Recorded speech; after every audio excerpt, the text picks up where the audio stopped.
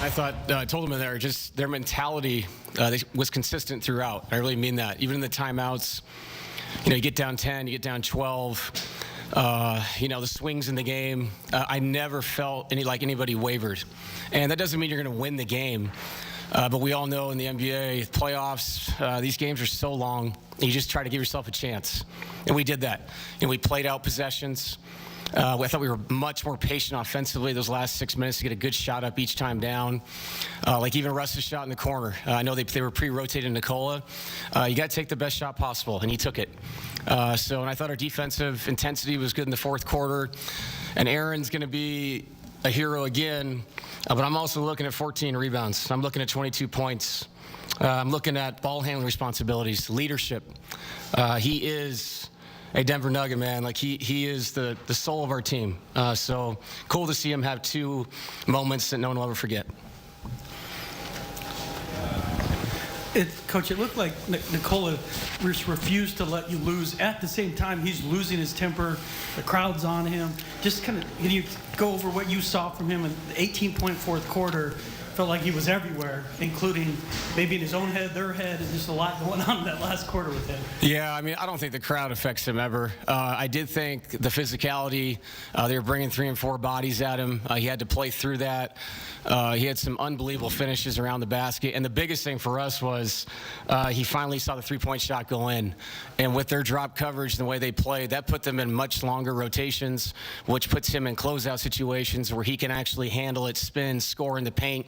And him playing in the middle of the floor as opposed to on the block is hard, because now you're really having to bring bodies, 15, 16 feet away from him, as opposed to on the block, you have a set defense to rotate and take him away. So, Jamal was great early. Nikola was great late and, throughout as usual.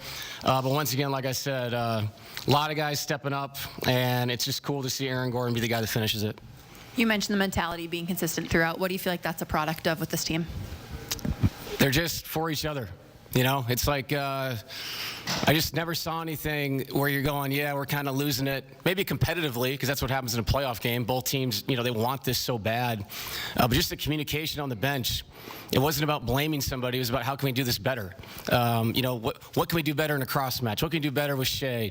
That's what it was. Even down whatever it was, with the last couple minutes to go. So when you have that and you're just communicating about trying to win a game and not all the other crap that can go on, you give yourself a chance. And we did.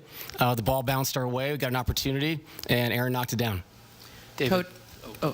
How did you guys win a game where you had 18 turnovers, they had 23 points off those turnovers?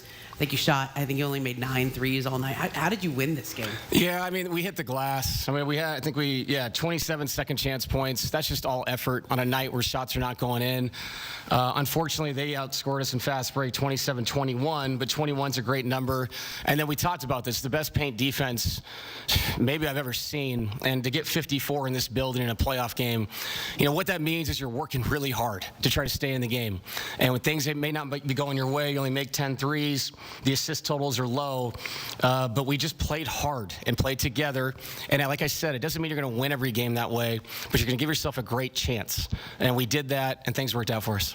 Yeah, I know it's kind of pick your poison, so it leaves a lot of open threes. What do you think about the effort on SGA to at least make it hard for them? And then you just kind of accept some of those, not that you want to leave wide open threes, or I guess how do you maybe limit some of those and still? Yeah, I think when we look at the tape, I give Lou Dort and Caruso so much credit. Those shots, just because they're open doesn't mean they're easy shots in a game like this. It speaks to the depth of their team. And yes, we can do a better job of helping on Shea, Jalen, but still getting out and getting a decent contest. But sometimes, just like with us, you have to let somebody shoot the ball when you're playing a first-team All-NBA player, 2 All-Stars that break you down and ISO you. So, yeah, our effort can get better, and that's the great thing about tape. You can go back and watch it, show it to the guys. This is a very honest group. They're easy to direct in those ways. So winning a game like this is good, obviously, but we can get better. David, a year ago, that would not have been considered a high percentage shot. What are you thinking as the ball finds Aaron there? And just more broadly, what have you seen go into his jump shot and his three-pointer this season? He is so fluid right now, fluidity with his shot. It's very different. Over the years, it's slowly gotten better. There's less of a hitch. There's almost no hitch now. It's just a very fluid up and down shot. His knees release when his elbow does. You know, all the things they tell you when you're 10 years old at camp. It looks that way right now. So it's nice to put him in the corner where you know he can make a shot. And on top of that, you put that man in the corner and he wants to cut on the baseline. We've all saw that in Game 7, that lob dunk he caught. Being able to do both is a weapon, especially when we're playing two-man game with Jamal and Nikola. You mentioned the kind of conversation this team has. Nobody puts Gordon in the corner unless you're Aaron Gordon, because it certainly worked in Game 1 of the second round against OKC, but also it worked under the rim. If you recall, in Game 4 against the Clippers, Aaron Gordon with game-winning field goals in the final 5 seconds, 2 of them so far this postseason. Listen, he's not always there when you call, but the man seems to be always on time.